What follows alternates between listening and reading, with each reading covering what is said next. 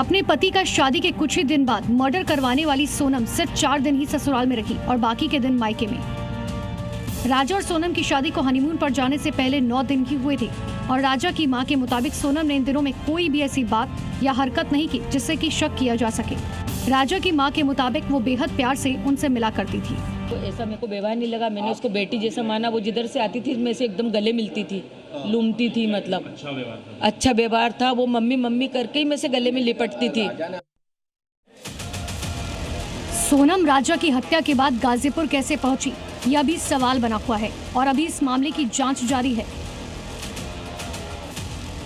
जानकारी के मुताबिक देर रात जब सोनम ने अपने भाई को फोन किया तब उसके भाई ने उसे वीडियो कॉल करने को कहा, जिसके बाद ही परिवार को विश्वास आया कि जिसका फोन है वो सोनम ही है।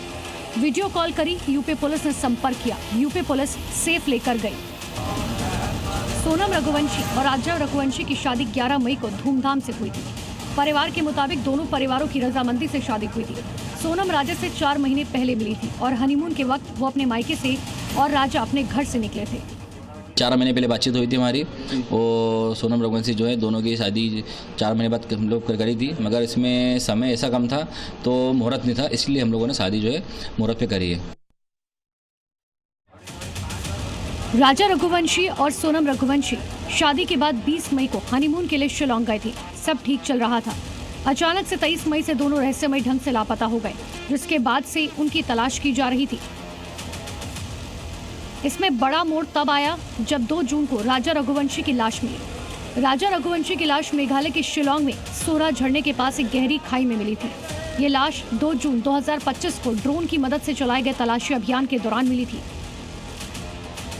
पुलिस ने घटनास्थल से एक महिला की सफेद शर्ट, पेंट्रा 40 की एक पट्टी, वीवो मोबाइल फोन की LCD स्क्रीन का एक हिस्सा और मृतक की कलाई से स्मार्ट घड़ी जब्त की थी और पोस्टमार्टम रिपोर्ट में खुलासा हुआ कि उसकी हत्या धारदार हथियार से की गई।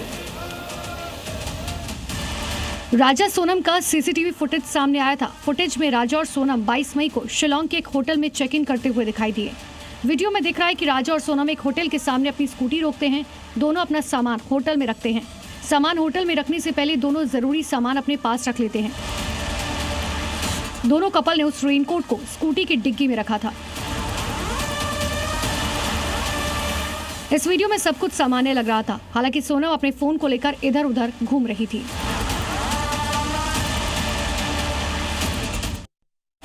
राजा ने आखिरी बार अपने परिवार से 22 मई को बात की थी, जब दोपहर 1:13 पर राजा की अपनी मां से 2 मिनट 18 सेकंड तक बात हुई थी। परिवार का कहना है कि कॉल्स पहाड़ी से लौटते वक्त किए गए थे और यही थी उनकी आखिरी बातचीत। राजा और सोनम के लापता होने से पहले सोनम रघुवंशी और उसकी सास की आखिरी बातचीत की एक रिकॉर्डिंग भी सामने आई थी। इसमें सोनम खुशी खुशी अपने राजा की मां से बेहद सामान्य तरीके से बात कर रही थी। हेलो हेलो, हाँ मैं राजा का फोन चल रही हूँ। अभी नहीं हुआ, बस हम चढ़ाई कर रहे हैं, हम ऊपर चढ़ गए फिर फोन लगाते हैं। और आज तो उपास होगा फिर? मेरा तो उपास है ना, मेरे को 2-3 बार बोल दिया। हाँ? मैं घूमने के चक्कर में अपनी 11 थोड़ी तोड़ूंगी। वही तो तेरी, मैं अभी खरियार बना रही तो मेरे को एकदम से याद आ गई कि आज तो मेरे बहू का उपास है। वापस जंगल है, पता, घोर जंगल है, एकदम खड़ी चढ़ाई है। चढ़ना मतलब उतरना भी खड़ा ही है और चढ़ना भी खड़ा ही है। तो वहाँ ऊपर देखने के लिए क्या गए?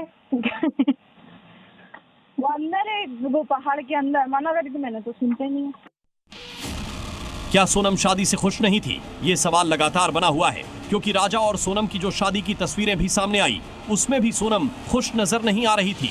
अब राजा की मां ने भी ये खुलासा किया है कि कैसे शादी से पहले सोनम का परिवार राजा से ज्यादा मिलने जुलने नहीं दिया करती थी।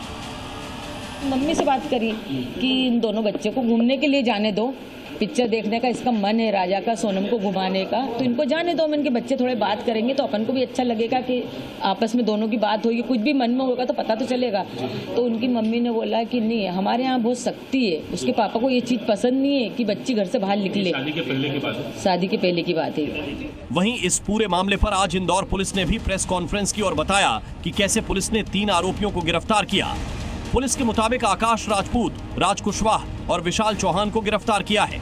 जिन लोगों को गिरफ्तार किया गया है उसमें सोनम का बॉयफ्रेंड राज कुशवाहा भी शामिल है। पुलिस इनसे गहन पूछताछ कर रही है। अधिकारियों के मुताबिक पूछताछ से केस से जुड़ी कई अहम जानकारियां सामने आने की उम्मीद है। राउंड अप किया गया है, जिसमें एक राज कुशवाहा है जो कि नंदबाग का रहने वाला, दूसरा विशाल चौहान है वो भी नंदबाग का रहने वाला है, और तीसरा जो सस्पेक्ट है और वो आकाश राजपूत है। तो ये तीनों लोगों को फिलहाल राउंड अप कर लिया गया है। शिलोंग पुलिस इंदौर में ही है। चौथा आनंद है जो कि अभी फरार है। बताया जा रहा है कि इन तीनों की भूमिका इस मामले में काफी अहम रही है और वहीं इस पूरे मामले का एक और आरोपी आनंद अभी भी फरार है। पुलिस की टीमें उसकी सरगर्मी से तलाश कर रही हैं। पुलिस सूत्रों का मानना है कि आनंद की गिरफ्तारी के बाद पूरे घटनाक्रम की सच्चाई सामने आ सकेगी। सोनम को यूपी से हिरासत में लिया गया और अब इसकी जांच आगे की जा रही है। वहीं इस पूरे मामले में ADG law and order Amitabh Yash ने कहा है कि सोनम से पूछताछ यूपी पुलिस ने नहीं की। यूपी पुलिस इस इन्वेस्टिगेशन में शामिल नहीं रही है, इसलिए कोई भी इंट्रोगेशन या पूछताछ यूपी पुलिस द्वारा नहीं किया गया है। मेघालय पुलिस द्वारा ही ये काम किया जाएगा।